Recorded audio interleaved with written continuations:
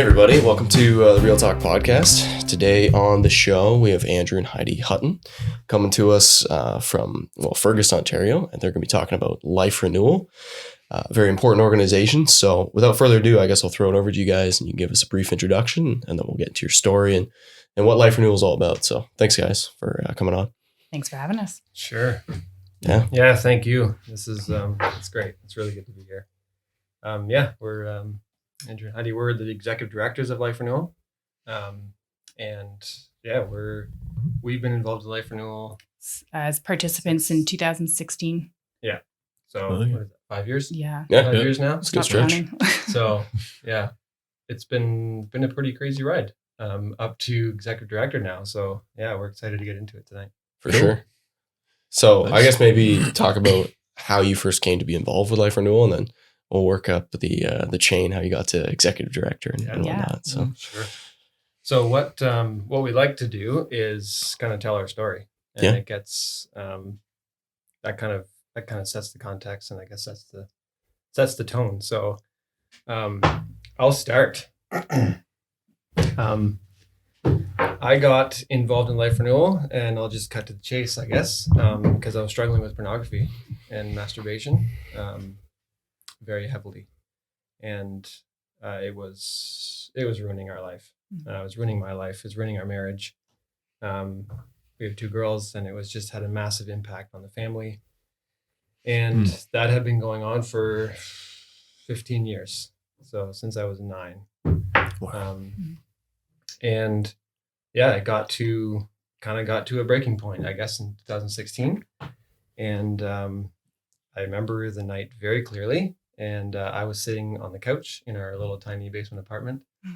And I had just confessed to Heidi about watching pornography and about masturbating again and about hiding it again multiple times, which is even more of a betrayal. And we had gone through that, we'd gone through that a couple times, but it must have been serious this time because Heidi took her rings off. The rings came off. She said, she put them on the table and said, this stands for our marriage. So we can't keep going on like this. And that was kind of a breaking point. That was kind of, I guess, rock bottom, or what we chose to be rock bottom. Yeah. And I reached out to my elder at the time, actually. And I'd reached out to an elder before, and I had gone through counseling a couple of times and had made a bunch of other steps towards healing, but it hadn't really helped. But my elder took it super seriously, which was awesome. And we met the next day, basically to discuss kind of where to go from here, how they could support and how they could help in us. And it was good. We just had a probably an hour chat, but at the end of the meeting, he did something for me that probably changed. I think it changed my life. No, I don't think it changed my life. It did change my life. Yeah. And he did something that no one had ever done for me yet. Up to that point, I guess, is he connected me with a brother in Christ in the area, and he was struggling with the same thing. But he had found a measure of healing, and he was open about it and transparent about it. And he had told my elder that, you know what, if there's anyone else that you come across that needs someone to talk to, send him over. I'd love to chat. So that's what happened. And I got his phone number, and I called him up, and I knew him.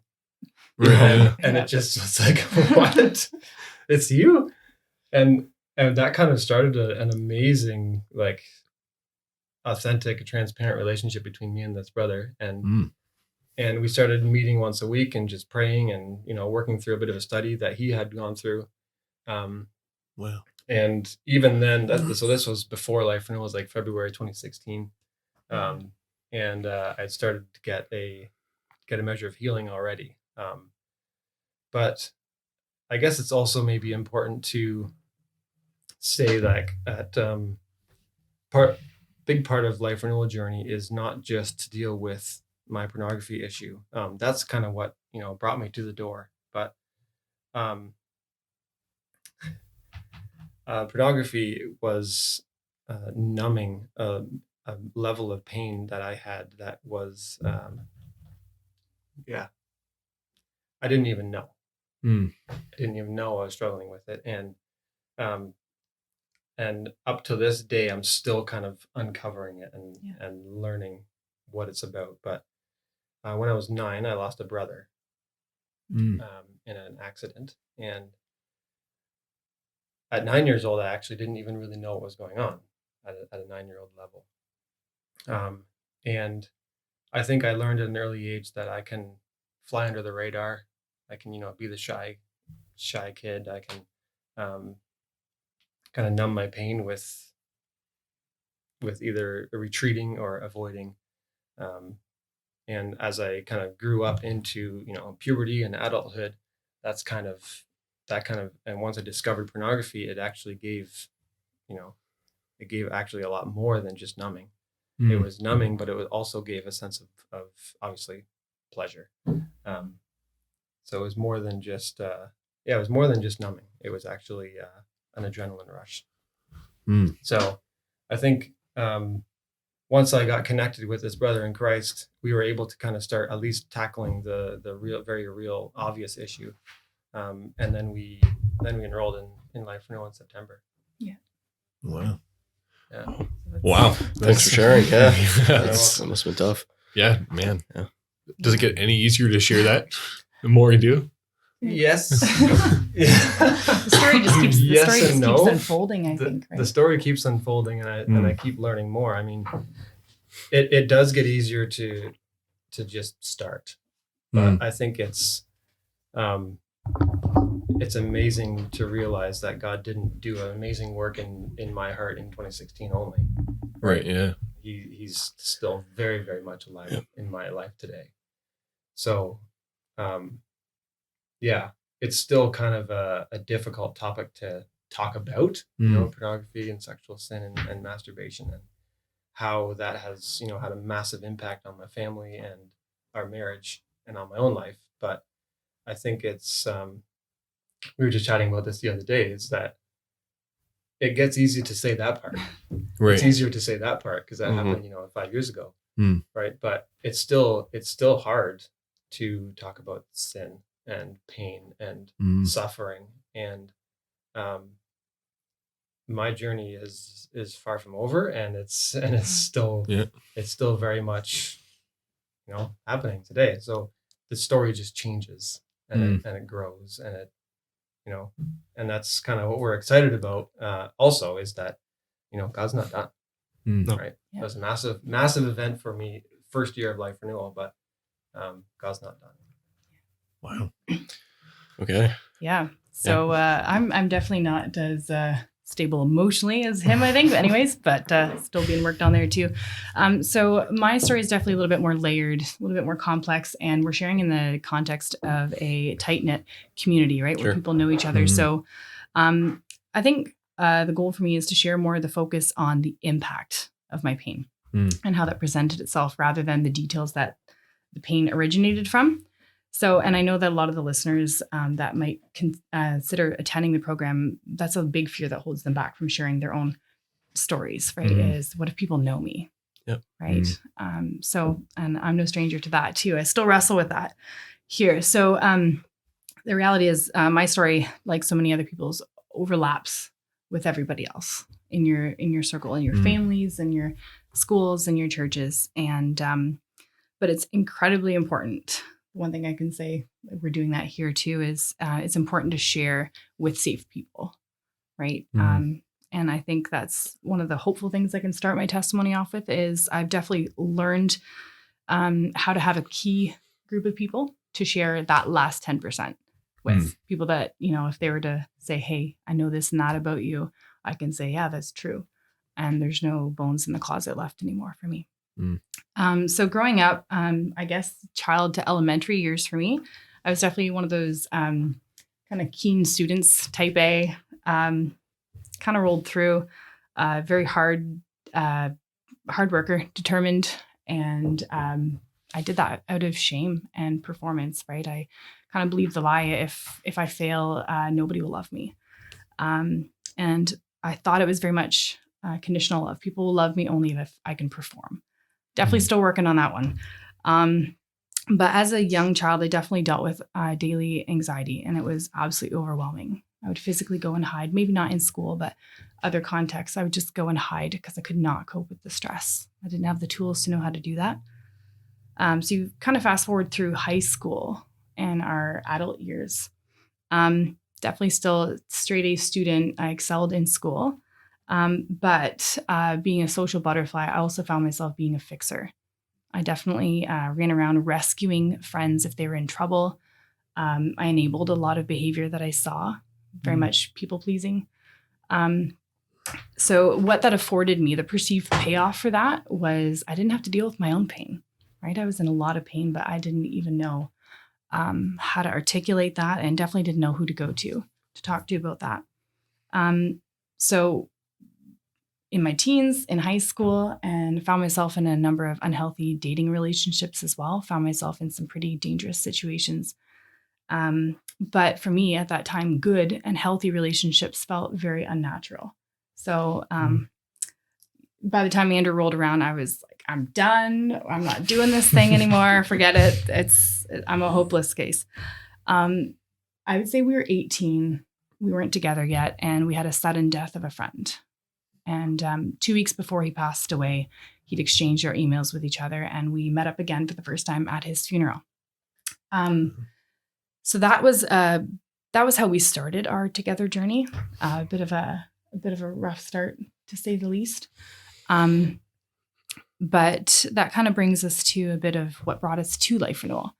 Yep. So we got married. I would say at that point, I had already been in and out of counseling, Christian counseling, secular counseling, several different forms of that. And, you get a measure of healing. And that was true for us. We went together, I think, a few times while we were dating as well. Mm-hmm. And just stuck in conflict, stuck in pain, and did not know how to get out of that cycle.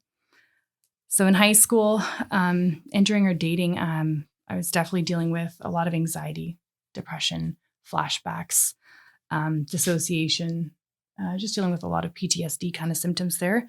And I was just hanging on to God by a thread, literally just hanging on to him by a thread. And I can't quite remember when it was, but I think it was about 19 years old, and I actually had a suicide attempt, and I didn't really share that with anybody because I felt couldn't even succeed at that. Right. And that was definitely a pretty hopeless spot to be in. But I could excel at my catechism and my pre-confession. Like I could reiterate the truths of the gospel. I could reiterate them verbatim.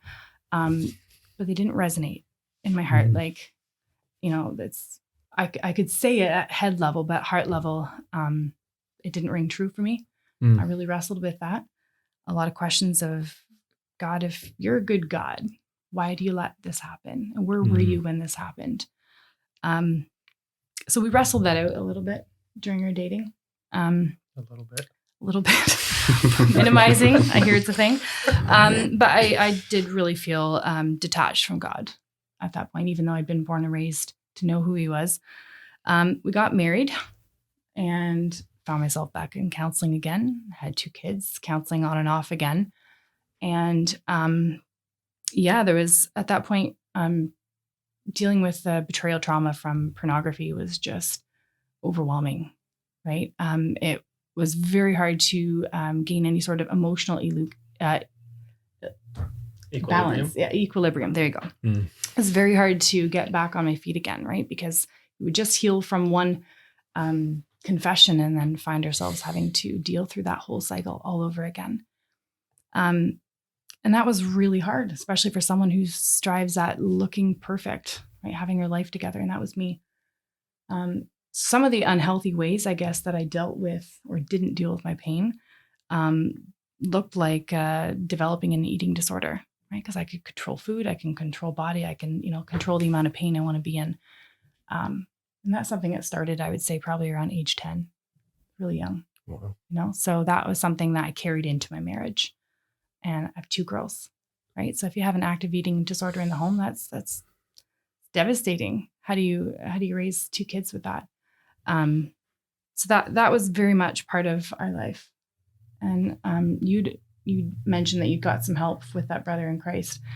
I think we talked about it, that time span of when you got help and when we both enrolled in Life Renewal was what, 7 months? Give or take. Yeah. In that meantime, I didn't have help. I was angry. I was stuck. I was bitter. I was blaming you. And that was a really awful spot. But I had a friend come over and she just said, "Hey, how's it going? How are you?" "Oh, I'm good. I'm good." "No, how are you?" "Oh, I'm okay." The third time she's like, "Come on, how are you?" And I let it out on the table. I said, "My rings are off. I'm not good. Our marriage is in shambles. I don't know what to do." I think one of the girls was napping inside and one of them was running around, and I had just confessed to the fact that what looked good on the outside was just an absolute mess. And so she gently recommended, she didn't say, "Ooh, you're kind of broken. Like, maybe you should check this place out." It wasn't like that at all. She actually saw me as a human being. And she just said, "Hey, I care about you. Would you consider going to Life Renewal in the fall?" And I was like, I don't know what in the world this is, but we'll give it a go. Why not?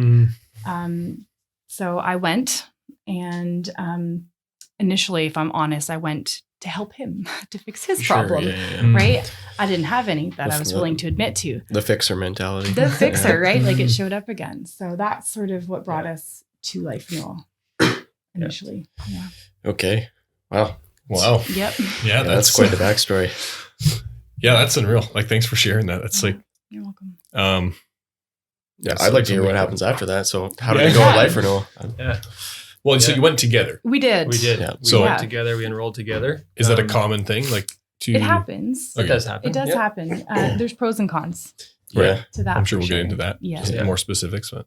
Yeah. So we enrolled. Maybe just a quick addition to our story, and something that I kind of was opened to at Life Renewal, like something that God showed me through Life Renewal, is that I figured that when I got out of college, then pornography I would quit pornography. That's done. I've had enough of it. I was like, no, that didn't work. I thought, okay, maybe once I get a girlfriend, then I'll stop watching pornography. Like, no, that didn't work. The secrets just got deeper. I thought, okay, maybe once we're engaged, then I'll stop. Like, that's enough. And that didn't work. And then I figured, maybe once we get married, then it's getting serious. I'll stop. But I didn't. I just got better at hiding it. And by that time, we had smartphones and the internet. And then it was like, once we had kids, then I was like, oh, maybe then I'll stop. And it was just a constant buildup and a further digging into the pit. And yeah, I just wanted to mention that because it was a really obvious pattern. Now I can see it, right? But in the midst of it, I could not see it at all. Right. So I got to Life Renewal. We walked through the doors. I was like, I'm ready for whatever it takes. And I was like, I am not ready for that kind of exposure yet. Yeah. So we didn't come in at the same place. Yeah. No, we didn't. Yeah. Is that something that you would consider a weakness in the approach? Like, just for advice for people, like, if you're going to come together, be on that same page, or is it not necessarily, right? Does it just do its work? It just does its work. I would say, because at the end of the day, we're in separate groups. I mean, we'll get into that a little bit later, but I was there to answer for me. I was there to just share my story, speak in the I perspective, right? Not to speak to Andrew's struggles and his concerns, but to take that radical ownership over my own life. So he could have continued the path he was going on, and I still had hope. I still had an opportunity to walk with God. And I could have done that even if he would have chosen not to deal with his issues, and vice versa. Right. Yeah, so I think that would be the hope that I would offer to people, is, even if your spouse or loved one, even if it's family too, right. If they choose not to seek that healing through Christ, there's still hope for you. Yeah. Right. It's not just a package deal. Yeah. And it's like the groups are split up between men with men and women with women. Right. So it's we went together. Yeah. And obviously we came back and discussed our own journeys together with each other. But while we're there, you're very much apart. So. Right. Okay. Is it important to go with that what you described, like that feeling of being ready to lay everything on the table, or was that just your experience That was my experience. Yeah. Right. It's definitely like, I cannot speak for other people that go, but that was definitely my experience. But is that a helpful attitude to? It's very helpful. So it's kind of that cliff diving, right? You know, it's we can speak to kind of the general, what we've seen in our experiences over the years. I think I know in my first year as a participant, there were different levels of sharing. I was kind of the dark horse that was like, well, hey, so-and-so just opened up, so I'm just going to go for it. But I shared from the bowels, like, of depth, right? It was just, that was pretty deep. But then you're kind of gauging how the next person's going to share. Yeah. Right. Yeah. So there were definitely different levels of sharing, but that takes weeks to unfold, right? People need to learn how to safely trust. And for me, that was probably the biggest part, was learning how to trust. But I was so desperate at that point. I was willing to just give it all out there. But that's not the same story for everybody. And I don't think so. And for me, it was amazing, absolutely mind blowing to see the facilitator who leads the small group share first. Yep. Right. And it's very, very simple. Like, it's written down. I can even just read it. It's like, I'm at Life Renewal because I struggle with blank. Right. And each one goes around the table, and that's kind of what you do. You read that off, and then you fill in the blank. Right. And you went first. Right. Yeah. I was just like, okay, we're going that's there. good. Next. Well, but now you can do it. Yeah. But now you can do it, and it's a safe space, and you can learn. You can start to learn how to own it. Right. And it was just incredible. Yeah, you use that term, radical ownership. Is that part of the Life Renewal lingo, or what's that all about? I can't remember where that originated from, but Heidi made it up. I was like, get the copyright on that one. Yeah. No, I don't remember where we came across that phrase. I think we just saw it lived out imperfectly and definitely over a long period of time. But we both had to do that, right? Because if I lived my life blaming other people for my pain, I'd stay stuck. Right. And then I can't let Jesus heal those wounds. So I had to take some ownership. It's sort of how my life got to be unmanageable in the first place. Yeah. So it's a 28-week program. Is that correct? Yes. Yeah. And it was the same program back then, like in 2016 too? Yep, for sure. So you did it for the 28 weeks, and so maybe speak to that journey. What that was like. I was like, whoa, that's a long period of time. Yeah, that's what Tyler said. That was my first. He's like, oh, I thought it'd be like 8 weeks. I thought it was 8 for some reason in my head. But no, we were just saying on the way up that that's a comment we hear a lot, right? It's, whoa, that's long. That's a huge time commitment.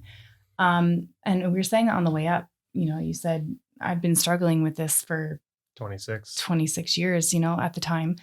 We're 33 now. But so if it takes 26 years to struggle with something, 28 weeks is like a little blip, right? Sure, it's a deeply habituated sin pattern, right? That develops over time, right? So if you ask someone who deals with explosive anger, do you ever struggle with anger even a little bit today?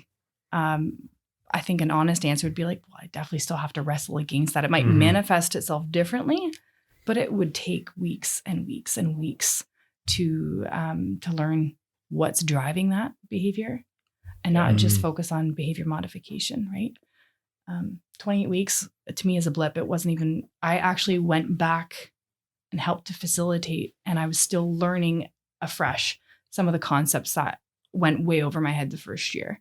Right. It was so much to digest in a good way, right? You're just grasping onto like, okay, let's work with this new tool. Let's implement something different here. And I got so much value out of it going back again. Yeah. And we see a lot of repeat participants, not because they failed the first time, not at all. And I see it as a huge, brave, beautiful thing if they can come back. Yep. Yeah. Seasons of life look different a year from now, 2 years, 3 years from now, and relearning these tools and implementing them from a different vantage point holds a lot of value too. Yeah. So one of the things, like, getting into like session 1 or session session 1 is when the small groups start. Yeah. And it was it was amazing to see the openness and the honesty in the group right off the bat. Right. And obviously you're owning your own journey, right? So you can share to whatever depth you want. Right. But it was just incredibly encouraging for me to have, first of all, my facilitator start, and then a bunch of other guys were like, this is how I'm here. This is why I'm here. And for me to say it out loud, in front of a group of guys was huge on day one. And then the rest of the journey was kind of being able to unpack why I was going to pornography, right? The pain beneath it. And honestly, when we first started going, the videos that we watch at Life Renewal, he was talking about pain, right? And I was like, I don't know what you're talking about. Right. What are you talking about? I'm not in pain. I don't have emotional pain. Yeah. But the concept was that, yes, I was going to pornography because I was in pain. I was numbing the pain with pornography. And it was just like, whoa, that kind of opened my eyes quite a bit to something beneath the behavior. Right. I think also too, one of the beautiful things about Life Renewal is it provides an opportunity to have safe people be a blind spot checker for you, right? Because denial is definitely a matter of blindness. You can't see what you can't see. But if you ask loved ones in your life, if I were to improve one thing or have a behavior or priority changed that would greatly benefit you, what would that be?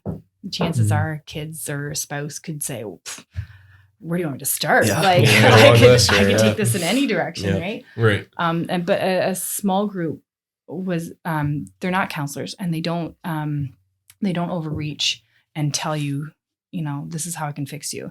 They listen, they sit with you, but there is how the work is laid out throughout the year helps you learn how to do that at the foot of the cross. But they use those people to encourage you. If you've really struggled that week with your particular drug of choice, they'll say, hey, how did you do? I know this is a particularly hard time of day for you. They're checking in throughout the week and saying, how did that go for you? If you have a win or, a longer period of time between sin patterns, like they're celebrating, they're praying with you, like they're encouraging you. Yeah. But they're also able to say, hey, I see you reacted in this and that way. What was going on for you? They're not counselors. They are, for me, it was sisters in Christ, like being able to just sit there and just hear where God was leading me, and they didn't run away. Yeah. They stuck around. Yeah, they stuck around. Yeah. Was a big part of it sharing the story? Just like to start, you said like you just like, hey, I struggle with this, and just to get it off your chest, because like we talked about that on the grief episode a bunch, how people deal with grief, which is a bit, I mean, yeah, it's in the realm, I suppose, of trauma and pain. Just to get it off the chest and share your story. Like, I'm assuming that's what you do in like the early weeks, right? Yeah, actually. So when I listened to that episode, I think one of the things that we talked about that really struck us was the concept of, grief isn't closure, it's opening that door. I think was sort of the concept that they were talking about. Yeah. And we said exactly like That's that. totally It was sort true. of our experience in the program was, and for me anyways, keeping that bottled up, keeping that to myself and hiding that shame, going, if people knew me, they couldn't love me at all. They just couldn't. Those lies began to break. Right? God used other people, their physical presence as an extension of himself to sit in that room and go, I'm not going anywhere. And I still love you. And you're still worthy. Yeah. And to be able to, for myself anyways, is be able to, as I learned more about my own journey and what's underneath the pornography and why I was going to, I was just, every week I was learning more about God. Yeah. And every week I was learning more about how much he cares about my struggle, about my pain, about about my life, about my family, about my marriage. And it was amazing to have my eyes open to how big and how present and how like obvious he is. Right. And it's like for me, the journey through pornography was just incredibly blinding. I couldn't see where he was. I couldn't see where God was, showing up for us. I couldn't see anything. I knew, like Heidi said, I knew my catechism and I knew scripture, but I couldn't actually, feel it, see it, actually tangibly see any sort of representation of it. Right. And I got that through the brothers who are in my group. And as I continued to dig into why I was actually going to pornography. Wow. Yeah. Yeah. I'm curious about the program itself. Like, I mean, I don't know how much of it you want to explain week to week, but is there like some kind of like themes that run through the program and that like, what can people expect? Like we talked about on day one when you go there and how that can be freeing, but what about moving forward through the whole thing? Yeah. Yeah. You want to start? Yeah. So I guess the premise of the program, 28 weeks, it's broken up into 3 books similar to these. This is book 1. There's 2 other ones. And it's a series of... Kind of explain the title of the first one, right? This first one is from 3 steps from denial to hope. And then the other one is darkness to light. And number 3 is... Walking in freedom. Walking in freedom. And then through the books is basically fill in the blanks, follow-alongs to a series of videos. And the videos were written and produced by Freedom Session. So we use a program called Freedom Session at Life Renewal, and it was written by a pastor. I guess he probably had help too, but it was written by a pastor and his wife, Ken and Bonnie, and they're from out west. So they produce these videos, and we watch a video every week, and then discuss in the small group what we watched that week, and then there's a bunch of homework that correlates to that. And then you come back the next week, discuss how your homework was, watch the next video, and then it continues on throughout the 28 weeks. Yeah. Oh, okay.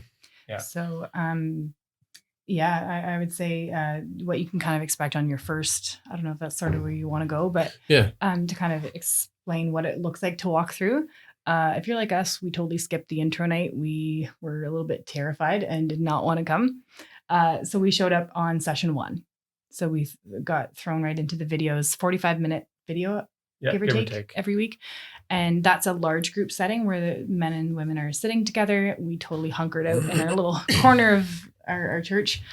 And we had our books. We did, like you said, the fill in the blanks. And then we broke off into our gender specific small groups. So I got to pick my facilitator, which was great. Right. So typically in each location, there's 2 women's groups and 2 men's groups. And that varies a little bit depending on how many are available that year and also how many participants enroll. Okay. I would say group size ends up being about anywhere between 4 to 6 people. That's kind of what's recommended per small group, just because you only have 100% of the time to share if you're 100% of the time. So if you're ladies, you try and push it a little bit more. No, you guys were, you were a bit more chatty. But I wouldn't have picked, if I'm honest, I wouldn't have picked the people in my group. I got to pick my facilitator, but I didn't necessarily get to pick the ladies in my group. And I mean that as a compliment to them because I didn't know a lot of them, or at least not very well. Right. And I would have wanted all the people that I really knew and liked and already got along with and had strong friendships with. And that wasn't the dynamic in our group. And it was actually very, very encouraging and helpful. And at the end of the year, at the end of the 28 weeks, there was definitely some deep-rooted friendships that formed, but also just a huge appreciation for the bravery that it takes to do life alongside of each other. Yeah, for that sure. time frame. Yeah. Does everyone who goes to Life Renewal have like a problem that they recognize, or That's a good question. Is it more of just like, oh, I want to try this out sort of thing? There's a mix. That's a good question. Okay. Yeah. There's a mix. Typically, there's a problem. Okay. But we have had participants who have gone, and there's not a very obvious problem. Okay. Or they're curious. Touch on that. Right. We get a lot of I don't know. I just kind of heard it's the thing to do. You even get some people that are actually just lonely. They're looking for friends. Right? They just want to have a place to come. But it's pretty hard to coast on that. Right. As you have to give a bit. Yeah, you do. Right. Yeah. And if someone says I'm coming for a sibling, well, Or a spouse. That was me. Yeah. Got The homework is geared to address your own life, right? It doesn't negate the fact that you're impacted by other people, but you're not sitting there to tell other people's stories. Yeah. Right. So there are some people that come and go, I don't even know why I'm here. And they're a couple weeks in. Or some people go, I've got like 20 reasons why I should be here. right? You're going to get Right. You're not sure which one it is. Yeah. You're going to get a wide Right. spectrum. So I found that the homework was helpful to articulate that. Okay. So sometimes the feedback we get from the program in general is not all the points landed on me. You know, he talks a lot about addictions, or he talks a lot about trauma, or he talks, a lot about these big, heavy hitting things. And that wasn't my experience. Some people might say that. And that's fair, because he's trying to cover a huge range of people's experiences. Yeah. It's kind of like you eat the meat and spit out the bones. Okay. Yeah, I was going to ask you about that. Like, is Right? there techniques that he has that like apply to all these different scenarios, or he kind of just goes down certain rabbit holes? And He goes down some rabbit holes, I find, but in a helpful way, because you're hitting both genders, first of all. Yeah, Right? You're talking sure. to men and women. You're talking to different age demographics. Yeah. Right. Some are single, some are married, some are bereaved. Right. So you're going to cover he covers content wise. He tries to cover as many of those categories as possible. Right. But at the end of the day, I think most people can say, I can relate to sin. Yeah. And I claim to have a savior. Yep. Right. So he, in that sense, the homework and the video content interacts with that. Right. One of the tools, maybe I can speak to one of the tools, was that I found particularly helpful. I think that every tool lands a little differently, but for me, there was one that talked about, describe a situation that happened this week that was either painful or a point of conflict for you, or something frustrating, even if it's like stuck in traffic. sure. Mine usually weren't so trivial, but anyways, and I would have to describe that situation. Well, most people can relate to that, right? And they articulate that. And it goes, do you believe God cares about this issue? And oh, yes, I can regurgitate that Sure, again. yeah, Yeah, yeah. sure. Check that box, Easy. right? How does a person believe, no, How would a person how behave? would a person behave if they knew that God cares about this issue? Again, I can head knowledge, write that down. They would be respectful, or they would pray about it, or they would talk about it with a friend, or they would take responsibility for their outburst or whatever. Yeah. And it goes, how did you respond in the moment? And I had to list, how I actually responded in that moment. I withdrew, or I was angry at my kids, or I returned to social media to numb the pain, or whatever it was. And it goes, how do your actions show what you believe about God? Well, That's not a fun question. that's not a fun question, No. right?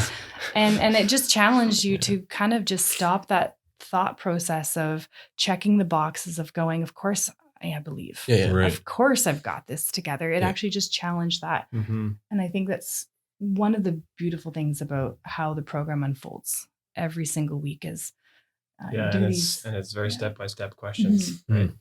I love that tool too, because Love it, it's but- just so well. Love hate. Yeah.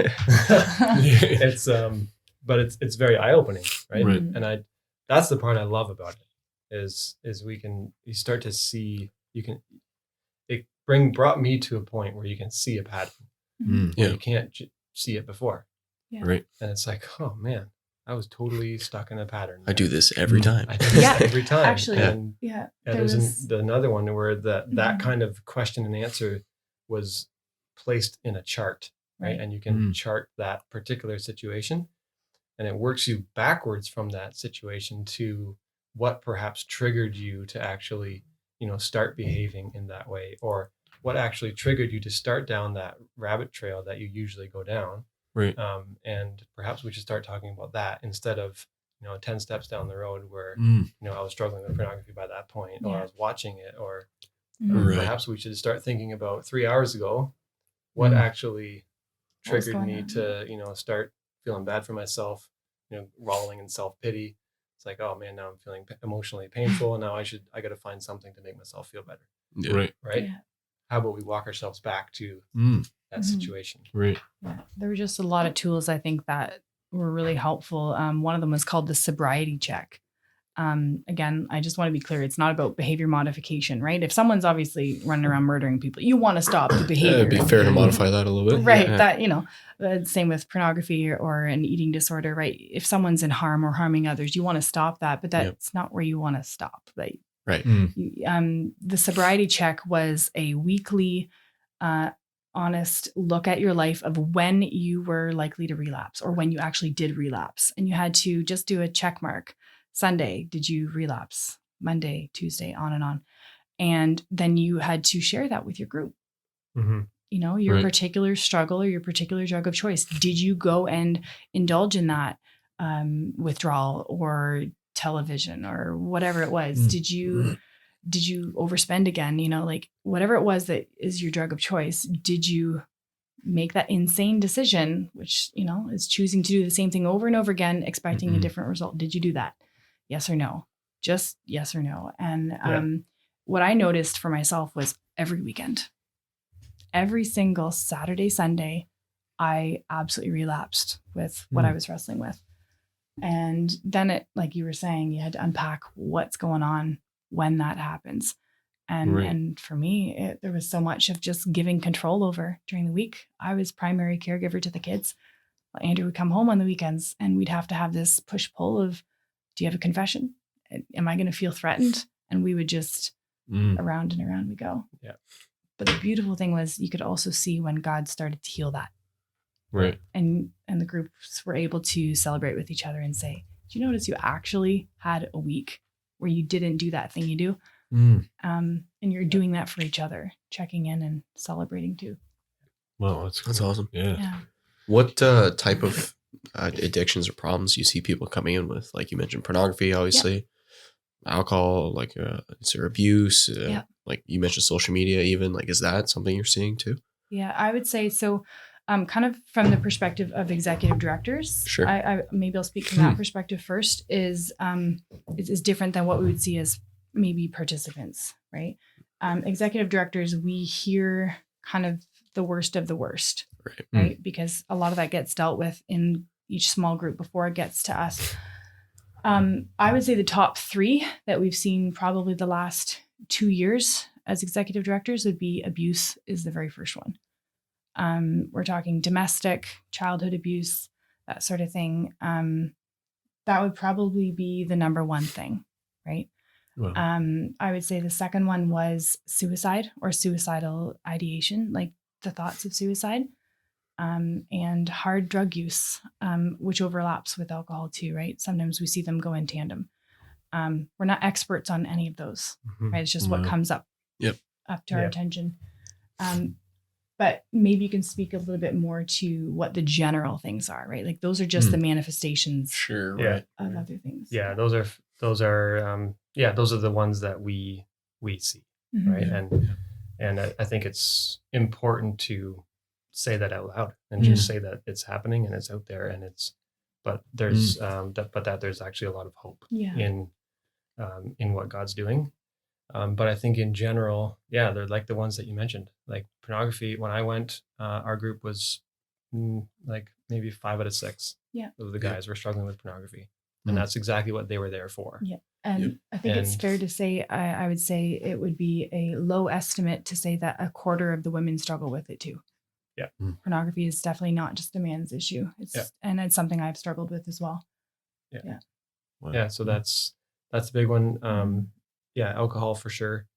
And we had, but beyond that, it's, you have the average, people pleasing, rescuing, withdrawal, apathy, right? Just like, meh, don't really care what's going on in other people's lives. Yeah. And some people show up in group and saying, I'm not really connected, right? Not really connected to people, not really connected. I don't really feel like I'm connecting with God on a regular week. I'm just looking for something more too.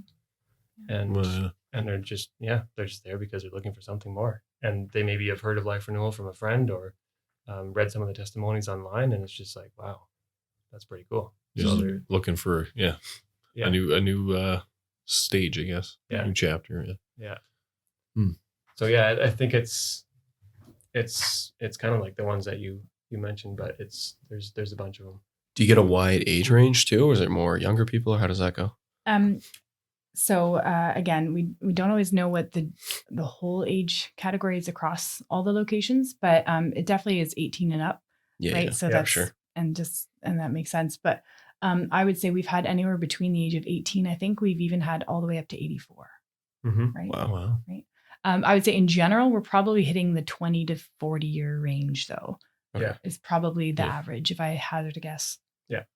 That makes sense. Yeah. And do you see any generational trends that way, like in terms of the issues people come in with? Like, is this stuff from like a long time ago? Or like you mentioned, abuse is like number one. Like, is that like a big issue today still, or is this people talking about their past? It's huge, right? For a lot of people. But if you think about, for instance, someone who's 20 years old coming into a program versus someone who's in their 80s, you can have 8 decades worth of garbage, if you will, to dump and pain to dump versus someone who's in their 20s, right? So I think from that perspective, I'm not sure how to speak to that really, but what would you say? I think to answer your question, it's probably mostly to do with past issues. But I think it does generally, I guess what the program did for me is it connected my past pain to current day behavior. Gotcha. Right. So that does happen. That's like part of the actual program. So I think, we might be opening up about pain and emotions that we kind of went through as a child to teenage to adult years, but it may open our eyes to how it's manifesting today. Right. So I went to Life Renewal because I had pain right now. It was today. Yeah. That makes sense to me. Right. And that's kind of what brought me through the doors. Yeah. But when what I recognize through that is like, wow, I actually have a lot of pain that led me to this point. Yeah. Right. So typically it's kind of both. Yeah. No, I get what you're saying. Like the pain, like all humans, whatever age, are going to experience pain, and then it manifests itself in different ways. Yes. I guess what I'm trying to more ask is like, is there specific problems? Like you think of pornography, typically that's going to be a younger person's issue, especially, but not always, obviously, but typically. Yeah. And that's been, around, readily available, really with smartphones for over a decade, probably at least. Yeah. But then I'm wondering if there's patterns with older folks, because like how long has Life Renewal been around? Before we got on board. What would you say, 2012? Yeah, I think is they had their first pilot group. I could be wrong on that, but I think it's around there. Yeah. So it's been around for a while, and it's definitely covered a lot of ground for age and social status too. Yeah. But at the end of the day, sin's not new. Yeah, no, right. Yeah, for sure. And running from pain. So people will fight when they're in pain. They'll flee, or they might accommodate or freeze. Right. Those are kind of typical responses, and that might look different throughout the generations. Yeah. Right. You had mentioned earlier the smartphone came to us middle of dating. It totally changed how the struggle looked, but at heart level, same it issue. was masking pain, right? Yeah. So Same issue. it may not have looked like pornography if you didn't have access to it the same way as it did when you finally did have access to it. And same with as as a child, some coping strategies that served me really, really well as a child may have looked like one thing, but really do a lot of damage now in my current relationships. And so I think sin's a common denominator, right? But so is the Savior, right? So I mean, that's why it works. You can have all those different demographics in a group and have it still work really well. We don't typically group people off into this is the pornography group, or this is the grief group, or this is they're all intermixed. It has its challenges, but it's also really a beautiful facet to it as well. Because at the end of the day, I'm a sinful human being. My life is unmanageable. That's why I'm here. Yeah. And then I need help. Being pointed back to a Savior that doesn't just stand in solidarity with you because he gets it, because he's lived a human life, but he has the ability. He's the only source of power to pull you out. And I think that kind of bridges that gap. Yeah, that makes a lot of sense too, because if you're coming at it from different pain manifestations, it's probably easier to spot. Like, so if you struggle with suicide, but you have someone with pornography in your group, vice versa, you could spot each other's patterns. I would think, at least. It's a learning curve, even if you can't relate to it. Yeah, a lot of the emotions behind it. The I know same what source. It's like to be afraid. Right? Or I know what it's like to feel betrayal. Right. I know what it's like to feel challenged with my pride.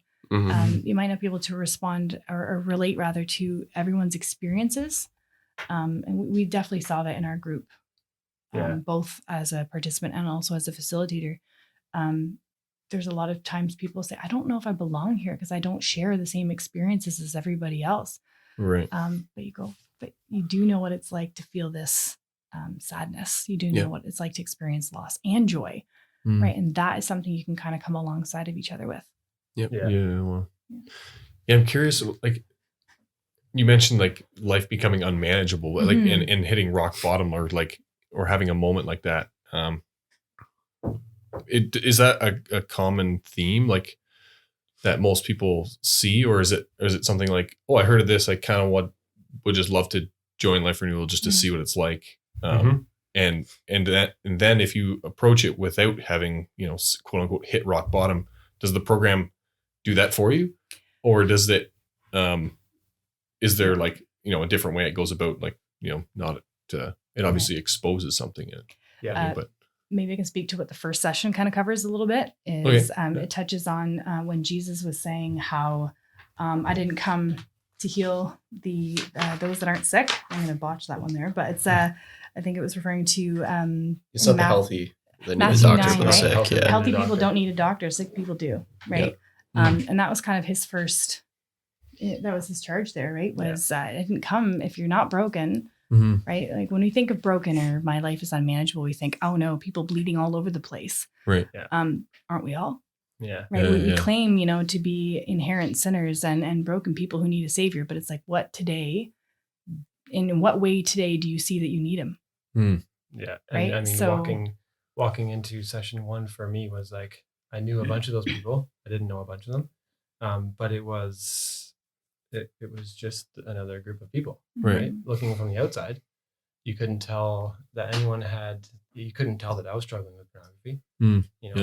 I walked in here today and you didn't know that about me. Yeah. Right. And I think it's amazing to sit around a group and actually start putting words to things and, either hearing it from your facilitator or hearing it from the video teaching, where you're actually being given words to put to what you're going through, right? And it perhaps someone will show up when they're not quite sure why they're there, but I think as they share, as their group members share around the table, and as they listen to the video, it won't necessarily bring them to rock bottom, but it will start peeling back some of the blinders. Yeah, because I think there is definitely sometimes a stigma that Life Renewal is just for the really broken people. Now, I happen to fit that bill, I thought, when I first came there, but then I started to realize that, I can get a grip on something like my eating disorder, or I can get a grip on rage and hostility. But if I think that's a one and done, that I don't need God anymore, then what kind of a savior is he if I don't still need him today? Right. But if I still struggle with jealousy or perfectionism or people pleasing, or even just an apathetic eye to the hurt that's happening in this world, that just shows I still need Jesus today. Right. And I think that's important, right? Is there's a mindset sometimes that can be, I only go to these things if I'm really broken. Then I'll take an honest look at my life. But if you think about, you can even do a good thing with wrong motive. Right. You can save money, or you had an example. No, one of the things that we talked about early on, I think, in our journey through Life Renewal, is our rock bottoms looked completely different. Right. My rock bottom had a cellar. Right. I just kept digging. It's like, once you're in a hole, you should probably stop digging. And Heidi's rock bottom was quite a bit higher. Right. She had a more of a sensitivity to what I was doing. And the impact was hitting you much earlier than it was hitting me. Right. I was numb. I didn't feel anything. So I didn't have a rock bottom. Right. But what I learned is that you can actually choose your rock bottom. Right. Right. And it's like, okay, I can decide to walk through the doors to Life Renewal, or I can decide not to. Right. And you can actually decide where your rock bottom is. It's like, okay, now this is it. This is it. Yeah. Right. Or I could just keep digging. Right. And I think that was very eye-opening to me. And it was actually quite freeing as well to sit around the table with a group of guys and go, yeah, I probably should have done this a long time ago, but here I am. Yeah. For sure. Is it? That's an encouragement for everybody. Yeah, definitely. For sure. Going back, I'm trying to think of when we had Pastor Al on the podcast. It's probably about a Yes. year ago, I guess. I was on, yeah. We talked about Life Renewal a little bit. I think it was on the podcast. Right. Is this like a replacement for the 12-step program? Does it work alongside the 12-step program? Like, what do you do if you have like a Specifically serious for alcoholic That's- or drug abuse Yeah. situation? Right. or even counseling, or like, Yeah. like what, say you went through like secular counseling, Christian counseling. Yeah. Yep. So maybe we'll speak to your point first, and we can kind of flesh that out a little bit. But so we don't replace those very specialized programs at all. Yep. In fact, it's not uncommon for people to show up and go, "Huh, okay, should go I there." actually need some more specialized help." Yep. And for them, for us, it's definitely not a loss. Ultimately, No. in God's kingdom, if someone says this is actually a better fit for the season of life that I'm in right now, to seek that either if it's psychiatric help Sure. or counseling or rehab, whatever that looks like, I consider that a huge win if someone's willing to step out and say, you know what, this is amazing. It was a springboard for me to be able Right. to seek that healing in another arena. We don't hold the market on healing, right? Yeah. Like that's God, Yeah. right? So no, it's not uncommon for Okay. people to show up and either relapse severely, and it would be irresponsible of us to say, don't use those other resources. That would be, we're not counselors. Yeah. We don't replace church counsel support. We actually want to really work alongside of them and not usurp them, right? Like that's not our goal at all. So we've definitely had instances where that has occurred, where people have sought that specialized help. And in fact, when participants enroll online, right there on the website, as they're enrolling, it says, are you currently under the care of a therapist, or are you on any medication? And the reason for that question is, first of all, we want to recognize that those things exist and people need that extra help sometimes as well. But also, if it happens that someone really struggles in a group and is in over their head, the facilitator knows that and can say, hey, does your doctor support you're attending here? Right. Yeah. And it's really helpful for everybody. Right. So we definitely recommend those professional resources too. Yeah, Yep, for sure. definitely. It's not, like Heidi said, doesn't replace the 12-step programs. Basically, what Pastor Ken has done in Life Renewal or in Freedom Session is we've used some of the 12-step language and kind of, I don't know what the word is, basically Reformed it. reformed it to brought God into it. exactly Yeah. and made it Christ-centered, fully Christ-centered. Because I think in a traditional 12-step program, you can pick who your higher power is, Yeah. or you can decide through Freedom Session and through Life Renewal, it's only Jesus, right? Right. And it's written right into the steps, so it still uses actually the 12 steps, right? Oh, interesting. And it has, but they're rewritten, Right. but it's the similar journey. But what it brought me to is a point recognizing that I was in denial. I was numbing my pain with pornography, and I need to take this to Jesus, right? And through that process and being able to walk through the journey of a Christian, we could use the same language of the recovery journey to make it more accessible and to make it more relatable and maybe understandable, but at the end of the day, end up at the cross. Right. Yeah. Yeah. I was going to ask you something else, but now I got a different question in my head. How much of that, like, I guess Life Renewal is it's obviously biblical, and yeah, like you said, you end up at the cross. How is it different from like I'm thinking like a secular counselor could help you out with say like getting past say a pornography addiction and maybe making that a manageable problem or making you or allowing you to understand how to get past that particular sin.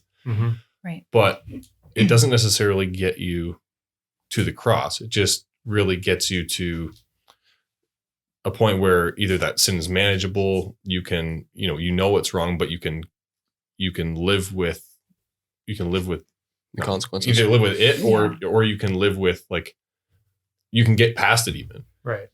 But how much of Life Renewal is really getting down to the root of it in bringing you to the cross, and then is that a better position or spot to be at the end of the day, looking back at those issues? Right. Yeah, I think I understand where you're getting at, and for me, it was hugely life changing. Like it wasn't that I just don't struggle with pornography anymore. I was blind and now I see.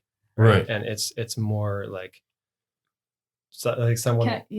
So to be clear, we've actually done a mix of Christian and secular counseling just in our desperation too. And I thoroughly recommend Christian counselors. They're phenomenal. But what would the difference be? Maybe I can pose that to you. What would the difference have been, being in secular counseling when we were there versus Life Renewal? How did they differ? Is that basically what Andrew was alluding to, like how do like now you see it gives a kind of a better picture of what life is like after. It's not just dealing with the sin, because I understand you could get to a point where you're okay with, like, you say, like, you might struggle with anger, and then you can get that under control, or maybe like just through self-control, or maybe even praying about it, and God's helping you, the Spirit's helping you, deal with that, but it doesn't really hit you that is the way that it's happening. Right. And I think I could join Life Renewal just for that part of it, and to really like understand the depth of that is something that I think everyone could be struck by.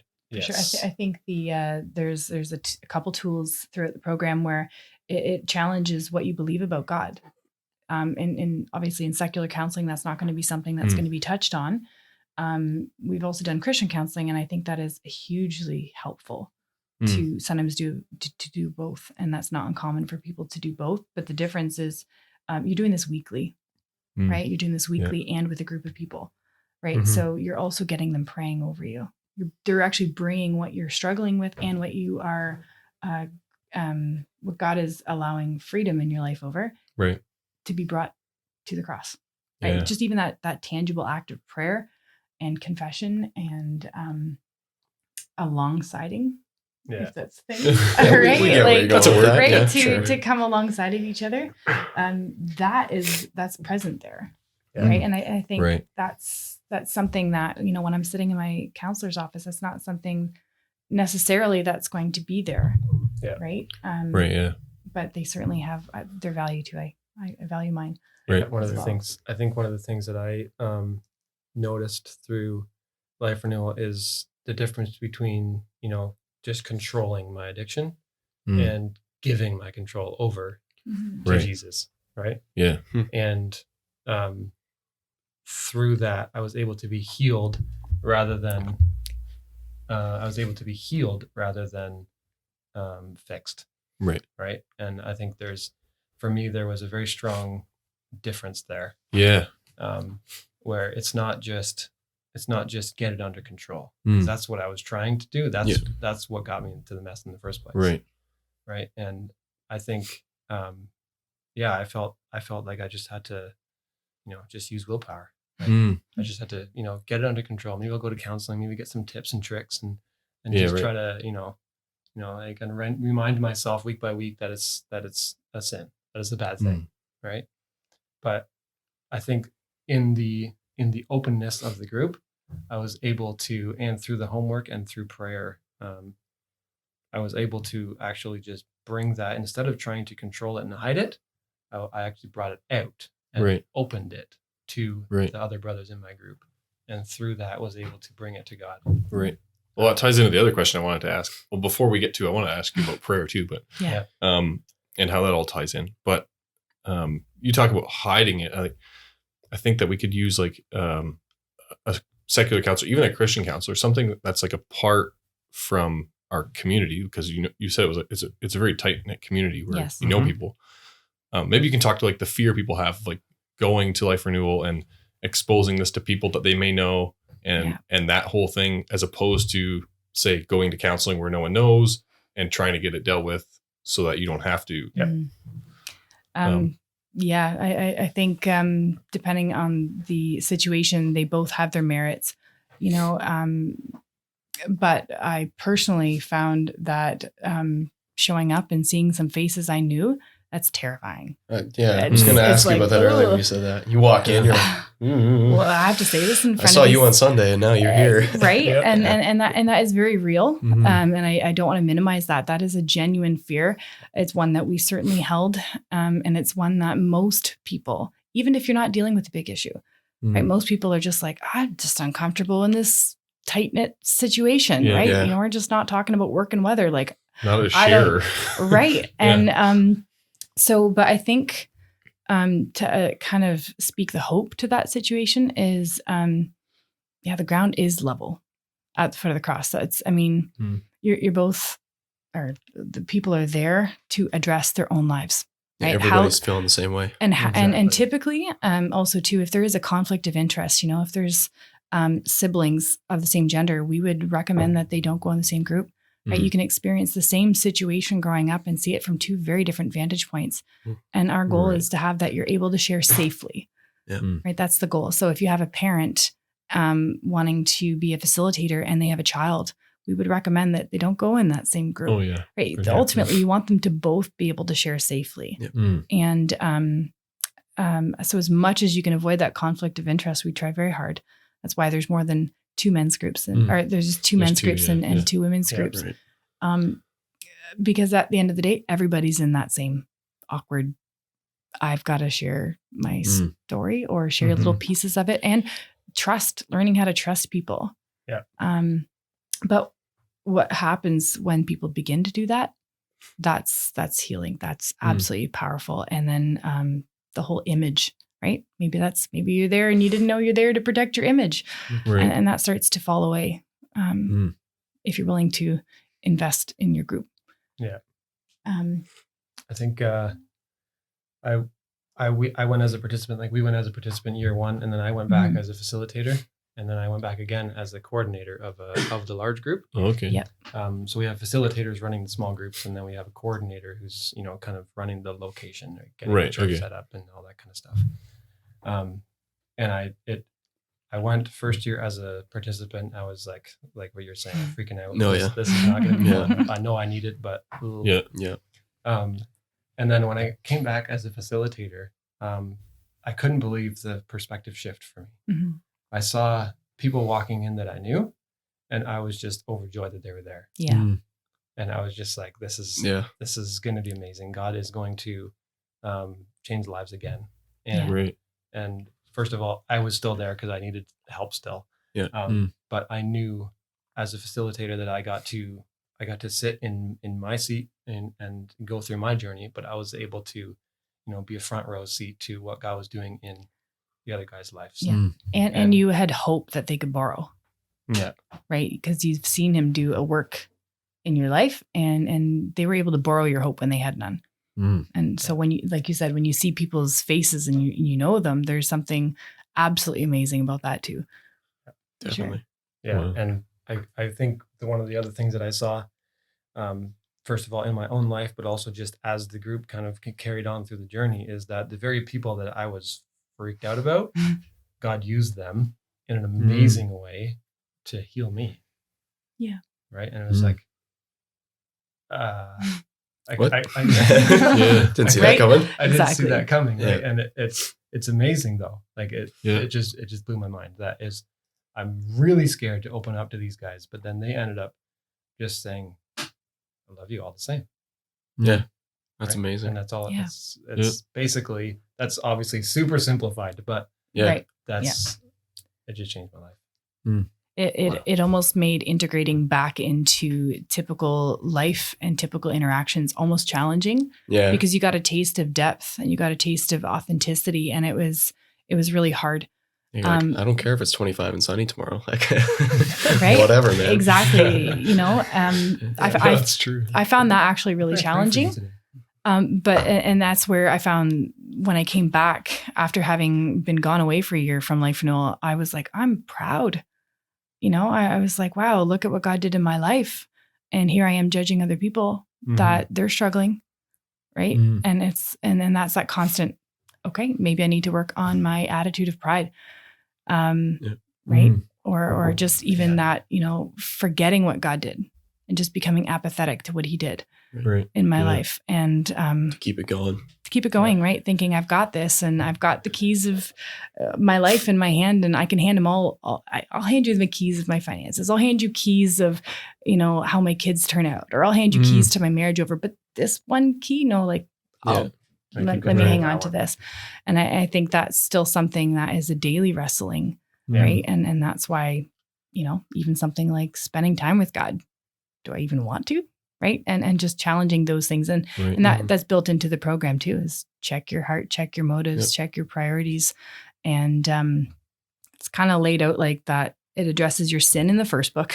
It addresses salvation in the second book, and addresses service in the last book, or guilt, grace, gratitude, right? It kind of follows sort of that same structure, even though it wasn't originally based on the catechism. Okay. But it does touch on those 3 points based on the 3 books, if you were to break it down. Sure. Yeah. Natural. Yeah.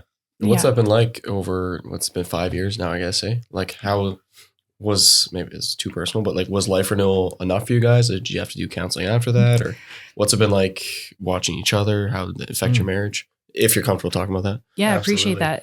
So I can speak for myself. I definitely had kind of just cracked open Pandora's box the first year, just kind of got comfortable with some of the topics.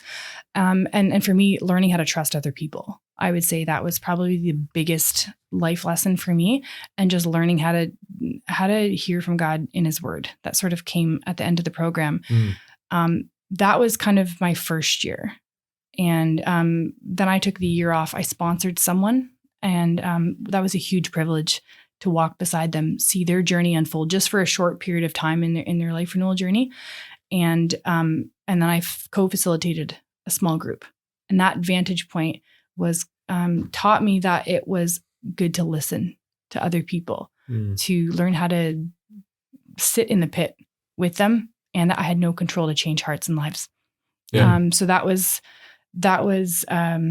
I don't know what year that was, 2019, 2020. And then, 18, 19. And then I ended up having kind of a bit of a crisis situation kind of unfold around me, and I snapped. I kind of just hit a really bad spiral a couple of years ago, and I went, okay, God, I think there's definitely some stuff I still need to dig through and work through. So I actually found myself currently dealing in trauma therapy, actually. So that was... Life Renewal kind of acted as a springboard for me, and acted as training wheels, if you will, for real life. When I'm stuck, am I going to reach out? Am I going to invite that prayer? So what that looks like for me today is I definitely have a few safe key people that know it all. I'm still using the tools. I have a prayer group that has been life-changing for me. It's a group of women. We consider each other sisters of sorts. And yeah, we meet, we share the highs and lows, and we pray with each other. And that's changed my life. As far as where we're at, we're not fixed, but the miracle was never saving our marriage. It was changing our hearts, right? Yeah. That was just an added gift. It's not everybody's story, but that was definitely an added gift for us. And also seeing our kids being impacted in a positive way. But knowing that we're still not done. I still have stresses, still have fractured relationships and stuff that we're still working out. But I know that I have a savior, and I actually now know that I matter to him. And that was something that I did not know going into this 2016. Yeah. Yeah. And I can echo that, but specifically for me, going through the journey, starting in 2016 as a participant, then going back as a facilitator, then going back as a coordinator, and now sitting in as executive director has been obviously a bit of a whirlwind. But it's opened my eyes to so many things about who God is and how he operates and how he works in my life, but also in the lives of his people. And like kind of what I shared before is like the very people that I'm scared about are going to be the ones where he uses to impact me the most. Yep. And it's so true. I just see it happening over and over again. And that has been able to, like, I guess that truth has been able to help me out in such impactful ways. And we've seen it in our marriage. We've seen it with our kids. I've seen it at work. And it just changed the whole landscape, really, about how I can view people, right? Right. I don't have to be super scared anymore. I don't have to, feel this massive lump in my throat as soon as someone starts talking about pornography or sexuality. I don't have to live in that fear of being found out, my secret life. And I can actually be who I am. And I'm not just a sex addict. I'm a child of God. Right. I have strengths, I have weaknesses, and I get to live that out now. And seeing how that has impacted Heidi has completely opened my eyes to the beauty of marriage, and how God uses our relationship to his glory and for our good. And it's just like, wow, I wouldn't have, didn't see that when I got married. Right. But I definitely see that now. Wow, it's amazing. Does it, is it always there, top of mind? No. It's not. No, for sure. But I have regular accountability, and I have a group that I can share with, and I'm pointed back by those guys. I'm pointed back to the gospel, and I'm pointed back to where my identity actually is. I'm not just a landscaper that has to perform. I'm not just a Christian who has to live up to standards. I'm actually loved by God just for who I am. And that changes everything. So one of the things that I have is a weekly bike group. I go cycling. Oh, yeah. And we go biking on Sundays and Sunday morning. And one of the things that we like to implement is halfway through the bike ride, we stop biking, we take a quick break, and we pray for each other on our bike ride. And it's simple. It's very, it fits in, and it's hugely impactful. A great way to start the week. Yeah. And the other thing I do regularly, and I noticed this after I stopped coordinating, actually, is I needed regular accountability still.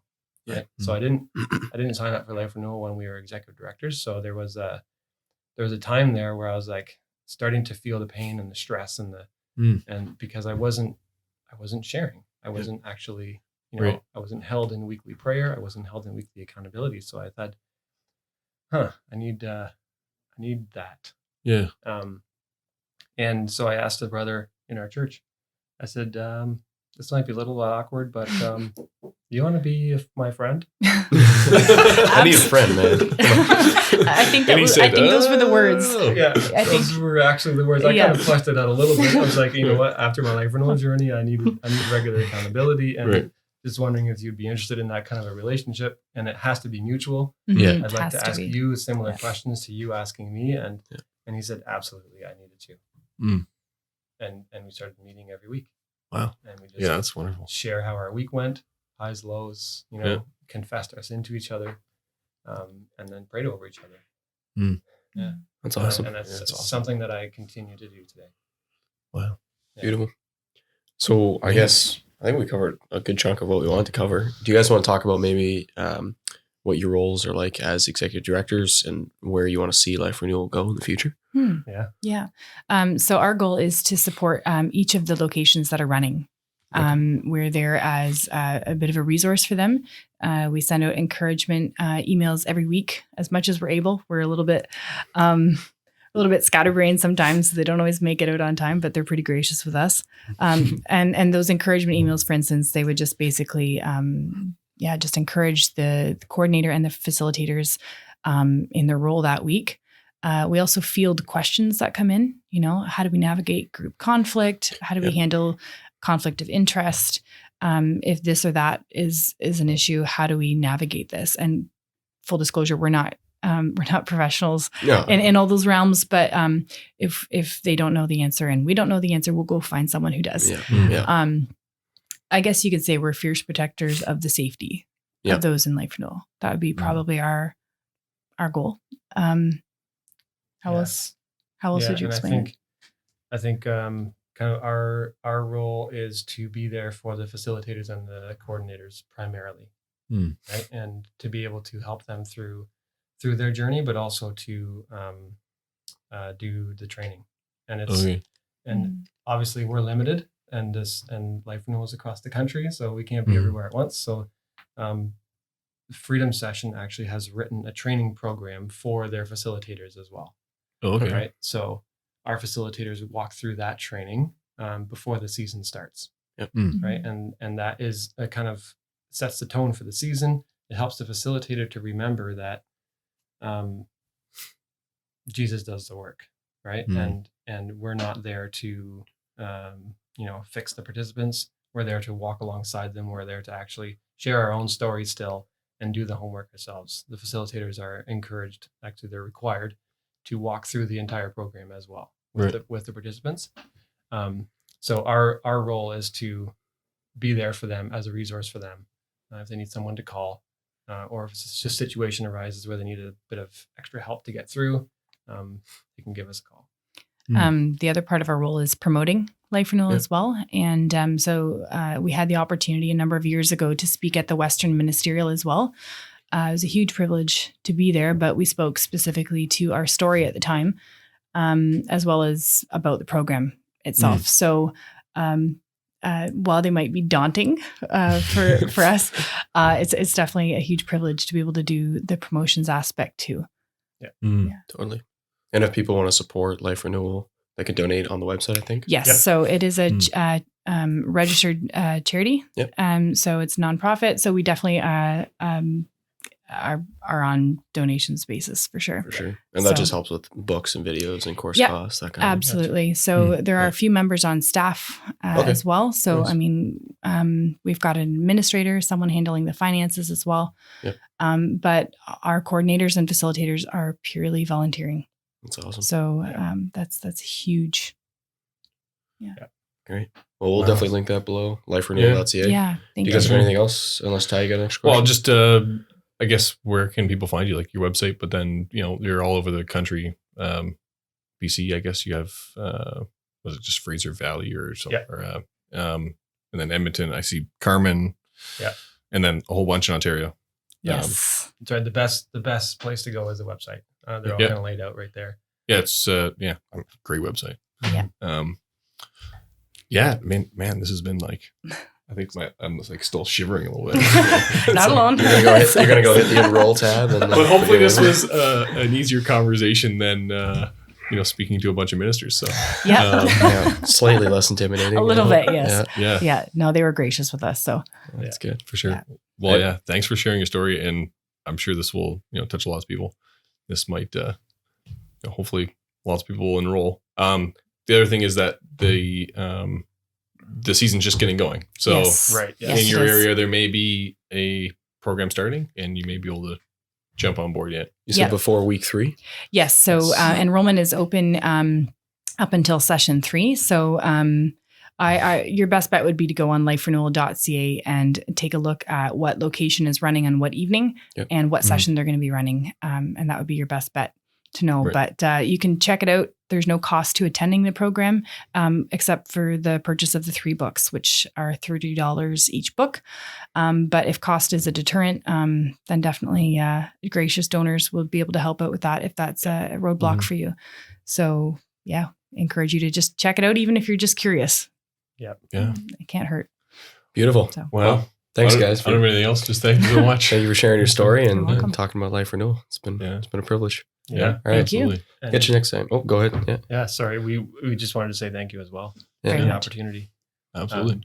And to be able to share about Life Renewal, but also, to share our story. Yeah. Beautiful. Thanks guys. Keep having real talk. Catch you next time. Thanks guys.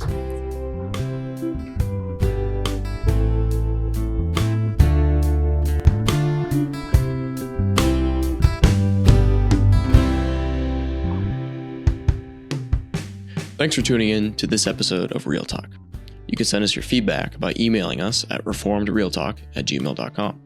You can find us on social media by looking for the handle Reformed Real Talk. You can find us online by going to realtalkpodcast.ca. We look forward to your feedback, as that's what helps us grow and improve as podcasters. Real Talk is produced by myself, Lucas Holtfluer, Tyler Vanderwood, and Tim Van Woudenberg. The theme music was created by Calvin Hutten. The table and cabinet behind me were made by Ethan Vanderwood of Eureka Woods. And finally, this sign in the studio was made by Zebra Signs. That's it for now, folks. Catch you next time. Bye-bye.